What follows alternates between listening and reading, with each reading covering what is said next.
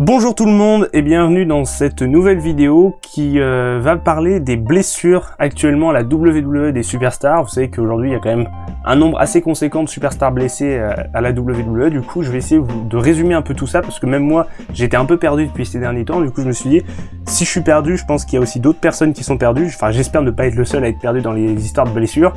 Du coup voilà, je vais essayer de décortiquer la vidéo en deux parties. Premièrement une partie sur les superstars de Raw et une partie ensuite sur les superstars de SmackDown, et puis enfin on terminera avec les superstars qui n'ont pas de show attribué, donc qui n'ont pas été en tout cas présents assez suffisamment pour avoir un show attitré.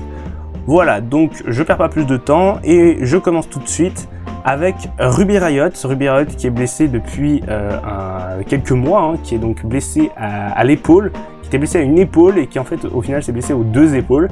Donc Ruby Riott, pour ceux qui ne savent pas, elle est fragile des épaules depuis toujours. Elle enchaîne des blessures depuis quelques années liées à ses épaules tout simplement. Et dans le monde du catch en règle générale, ça l'a toujours handicapée. Et du coup, il y a peu de temps, elle a dû subir une nouvelle opération des deux épaules entre fin mai et mi-juin. Donc ça fait quand même beaucoup en peu de temps. Et du coup, la convalescence va enfin pouvoir commencer parce que là, son opération s'est terminée donc il y a à peu près un mois. Et sa convalescence va pouvoir commencer et elle va pouvoir tout simplement se reposer et revenir peut-être en meilleure forme pour 2020 parce qu'il va pas falloir attendre un retour de Ruby Riott avant 2020. On n'a pas de date précise de sa convalescence, mais comme on se base sur Sami Zayn qui a eu une blessure similaire en 2018, du coup on pense que elle devrait mettre à peu près 10 mois pour se remettre comme Sami Zayn. Voilà, ça fait beaucoup, ça pourrait lui faire rater WrestleMania d'ailleurs, WrestleMania 36, ce qui serait dommage pour elle, mais compréhensible au vu quand même de la gravité de sa blessure, surtout que voilà, il vaut mieux revenir plus tard, mais quand même être en pleine forme et éviter une nouvelle blessure aussi dans le futur. Donc voilà, j'espère vraiment que sa convalescence se passera bien et qu'elle sera bientôt de retour sur les rings. Ensuite, Ronda Rousey. Alors Ronda Rousey, elle s'est blessée à la main lors du main event de WrestleMania 35 contre Becky Lynch et Charlotte Flair pour les titres de championne de Raw et de SmackDown. Ronda Rousey, elle a été opérée donc quelques jours après le main event, ça n'a pas traîné du tout.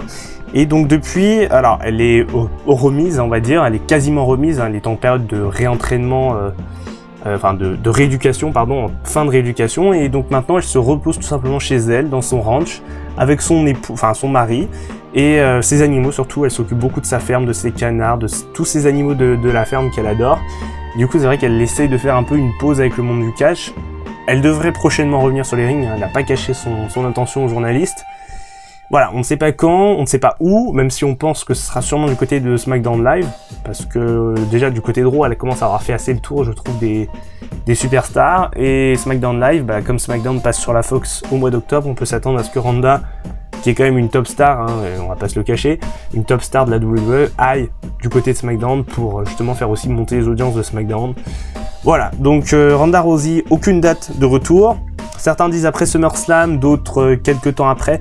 On sait pas trop, on peut penser aux alentours de septembre, mais c'est très flou. On sait même pas si elle va revenir d'ailleurs tout de suite, parce que elle n'avait pas caché non plus son intention de fonder une famille, de devenir maman. Donc là aussi, on sait pas du tout ce qui va être dans l'avenir de Ronda Rousey, mais tout ce que je peux vous dire aujourd'hui, en lien avec la vidéo des blessures, c'est que Ronda Rousey est quasiment guérie, sa blessure à la main est quasiment guérie.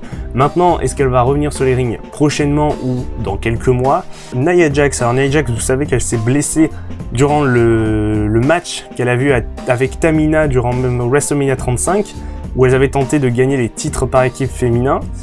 Et donc Nia Jax, elle a, si je ne dis pas de bêtises, alors je vais lire, une rupture des ligaments croisés antérieurs aux deux genoux. Donc en gros, c'est les ligaments croisés. C'est pas une blessure qui est anodine, surtout pour Nia Jax, qui est quand même assez imposante. C'est vrai que c'est quand même une grosse blessure, surtout aux deux genoux, c'est pas de bol. Et là aussi, on n'a pas trop de date de retour. Elle a été opérée a priori, on sait pas trop, elle communique pas trop sur ses réseaux là-dessus. Et on pense qu'elle devrait être absente encore jusqu'au moins en 2020, parce que le temps de la rééducation, du réentraînement après au Performance Center, donc il y aura quand même encore beaucoup de temps là aussi. Et elle devrait revenir a priori en 2020, et on espère surtout avant WrestleMania, et qu'elle puisse être dans cette route de WrestleMania, parce qu'elle le mérite amplement. Et je lui souhaite un très très bon rétablissement, et en espérant qu'on la revoie très vite.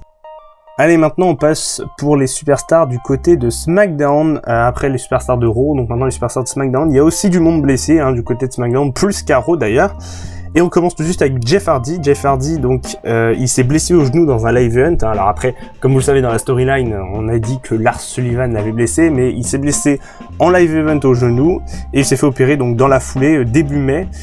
Du coup, il devrait être de retour dans plus ou moins 6 mois, c'est flou là aussi en fonction de sa rééducation, de comment vont se passer après les réentraînements.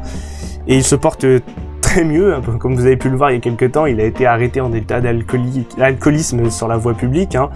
Donc il se porte mieux, comme on peut le voir, mais voilà, donc sur les rings il va falloir attendre un peu. Voilà, et voilà, faut pas qu'il tombe non plus dans ces vieux démons comme le disait Samoa Joe, parce que c'est vrai que l'alcool et Jeff Hardy c'est un sujet qui malheureusement revient souvent, donc voilà, en espérant pour revenir à la vidéo qu'il se remette vite et qu'on le revoie bientôt sur les rings parce que voilà, Jeff Hardy commence, comme on dit, à se faire vieux. Les années de Jeff Hardy se comptent maintenant sûrement sur les doigts d'une main en termes de carrière, donc voilà, on espère de le voir encore longtemps, mais voilà, faut éviter aussi de nouvelles blessures à l'avenir. Jinder Mahal, alors lui, il s'est blessé au genou droit lors d'un live event à Denver, dans le Colorado, le 15 juin dernier. Il s'est fait opérer quelques jours après, comme beaucoup de catcheurs. Il est aujourd'hui en ce moment en convalescence. Là aussi, donc genou droit, il devrait effectuer son retour, là aussi, on va prendre avec des pincettes, dans plus ou moins 9 mois, en fonction évidemment de l'avancée de sa convalescence et de sa guérison. Et on lui souhaite évidemment un bon rétablissement au Maharaja des temps modernes et le revoir bientôt du côté de SmackDown, j'allais dire de Raw, mais non, il est à SmackDown maintenant.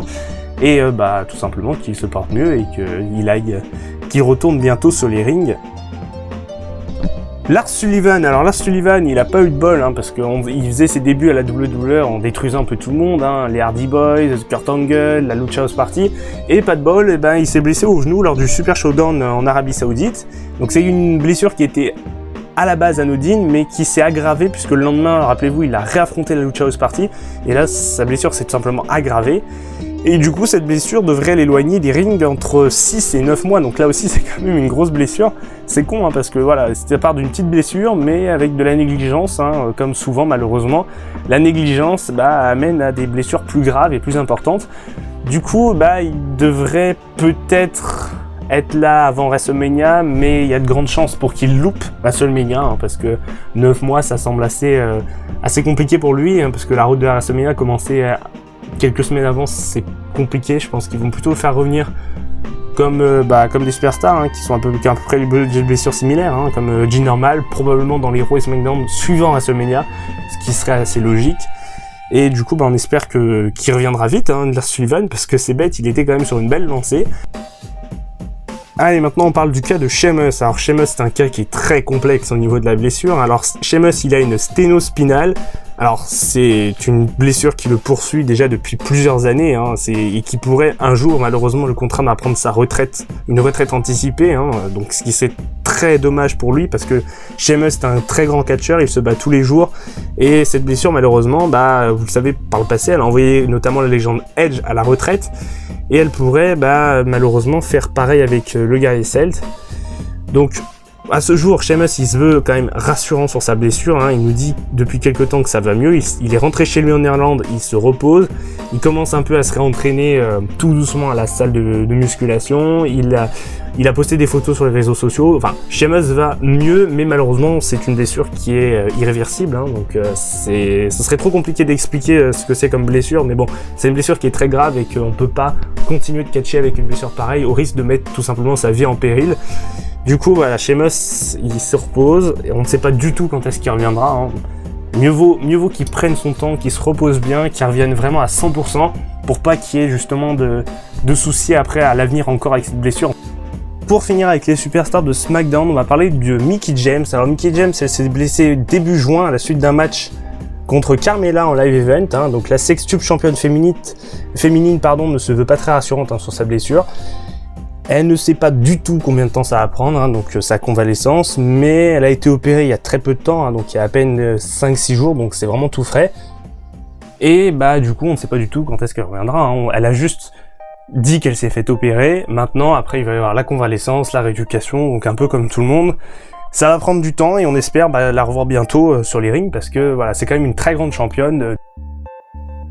Ensuite, pour les superstars de NXT, alors il y a 2 superstars de NXT majeurs qui sont blessés actuellement. On retrouve Dakota Kai, donc Dakota Kai qui est blessé depuis le mois de janvier à la suite d'un match en live event, hein, comme souvent malheureusement. Les matchs de live event sont souvent, même si on dit qu'ils sont très scénarisés, c'est souvent les matchs où il arrive le plus de blessures. Et elle s'est blessée donc durant ce match et elle est absente depuis ce match tout simplement de la NXT.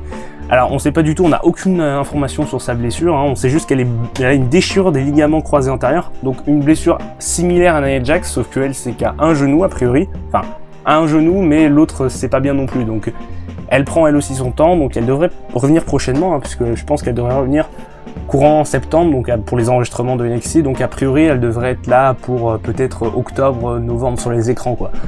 Donc voilà, Dakota Kai, c'est peut-être qu'elle pourrait revenir pour plus tôt, on ne sait pas du tout, hein. Elle pourrait peut-être même revenir à créer la surprise en arrivant à NXT TakeOver Toronto, on ne sait pas du tout. Même si voilà, elle est officiellement dans le roster de NXT UK, si je ne dis pas de bêtises, donc